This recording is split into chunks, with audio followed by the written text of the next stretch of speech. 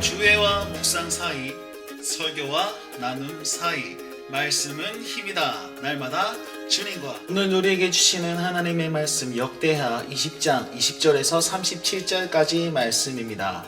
우리가 신앙생활을 하면서 신자로 살아가는 데 있어서 굉장히 힘든 것 하나가 있습니다. 그것이 뭐냐면 신실함입니다. 변하지 않는 것 굉장히 어렵습니다. 하나님께 탁 붙어서 정말 신앙생활 잘하고 싶은데 그게 정말 안 되는 겁니다. 그런데 반면에 신실함이라는 단어가 굉장히 잘 어울리시는 분이 계십니다. 바로 우리 삼위 하나님이십니다. 그분은 언약의 하나님으로서 절대 변하지 않는 신실함을 가지고 계신 분입니다. 여러분, 오늘 이 본문 말씀이요, 오늘 본문 말씀에서는 이 하나님의 신실함을 잘 보여주고 있고, 그 다음에 인간의 연약함, 그 신실하지 못함을 잘 보여주고 있습니다. 그것들을 좋아해서 어떻게 하나님께서 이끌어 나가시는지를 본문에서 그것을 알 수 있습니다. 오늘 본문의 핵심 말씀은 무엇이냐면 바로 20절 말씀입니다. 여호사밧 왕이요, 이제 그 모압과 암몬 사람들이 대치하는 상황이 있었습니다. 이제 드고아들로 나아가는데, 드고아는 예루살렘에서 15km 떨어진 곳입니다. 굉장히 가까운 곳이지요. 그곳에 전쟁을 하러 나갑니다. 거기에서 이렇게 말씀하고 있습니다. 너희는 너희 하나님 여호와를 신뢰하라. 그러면 견고히 서리라. 그의 선지자들을 신뢰하라. 그리하면 형통하리라. 여러분, 이게 신앙의 핵심이거든요. 우리가 변치 말아야 되고 신실하게 붙잡아야 될 말씀이 이거거든요. 주 하나님을 신뢰하고 믿으십시오. 그리하면 형통하고 평안함이 넘치고 견고히 설 수 있습니다. 이게 우리가 꽉 붙들어야 될 그 말씀이란 말이죠. 그것을 딱 얘기를 합니다. 그리고는 온 유다 사람들이 여호사밧 왕을 따라서 그것을 잘 신실하게 행합니다.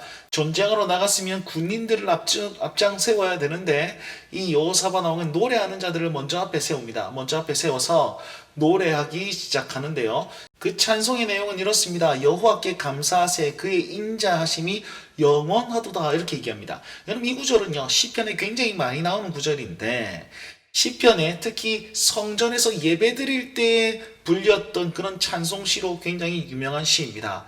여러분, 전쟁 상황 앞에서 지금 뭐하고 있습니까? 바로 하나님 앞에 예배하듯이 찬양하고 있습니다. 그들은 전쟁이 아니라 하나님 앞에 예배로 먼저 나아갔다는 것입니다. 불과 15km 앞에 있는 그 적군들을 마주하고 말입니다.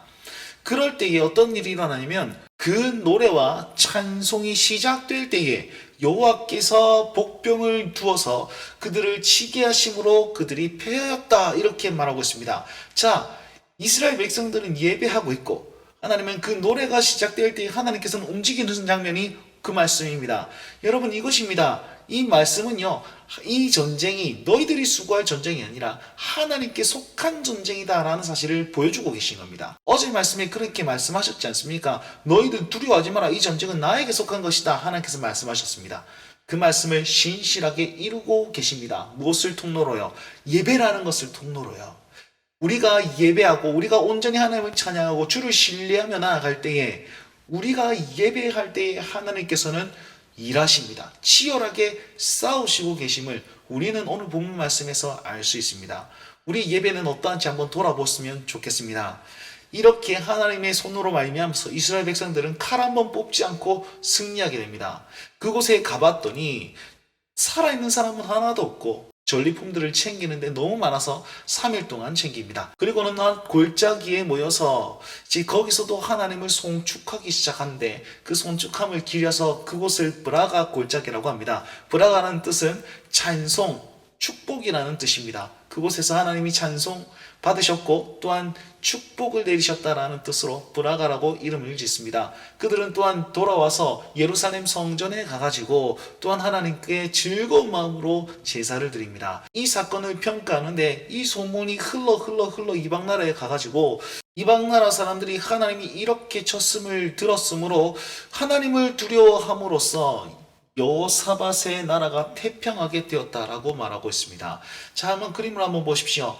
불과 5일 전, 4일 전 20장 5절 말씀에 보면 그들은 두려워 떨면서 예루살렘 성전에 모였습니다.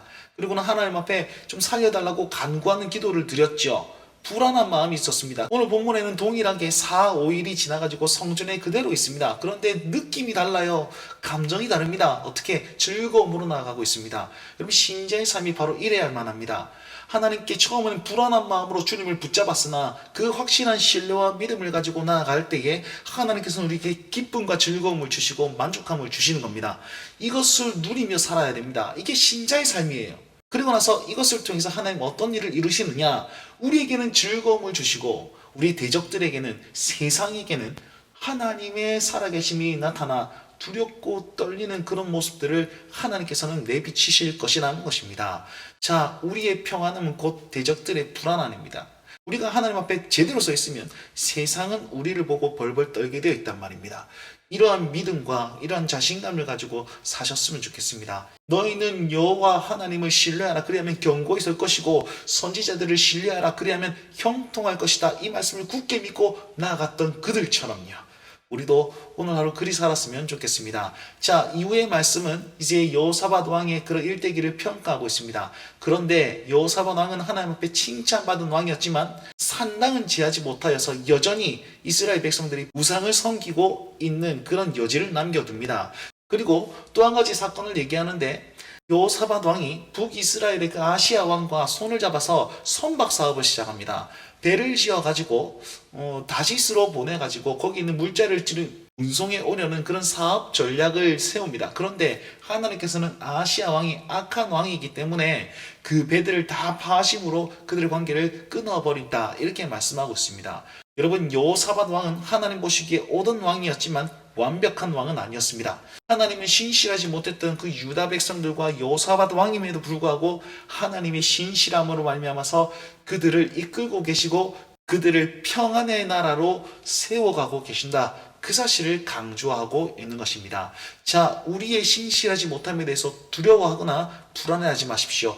그분은 언약에 신실하신 분이기 때문에 언제든 우리가 회개할 때 다시금 안아주시고 우리를 여전히 이끌어 나가고 계시는 하나님이심을 기억하십시오. 그리고 이 말씀을 우리 마음속에 새겨서 넘어질 때도 기억하세요. 여호와를 신뢰하면 견고히 설 것이고 선지자들을 신뢰하라. 말씀을 신뢰하면 우리가 형통하게 될 것입니다. 그것을 꾹 붙들고 오늘 하루 승리하며 사시길 바랍니다. 오늘도 주님과 함께 동행하십시오. 날마다 주님과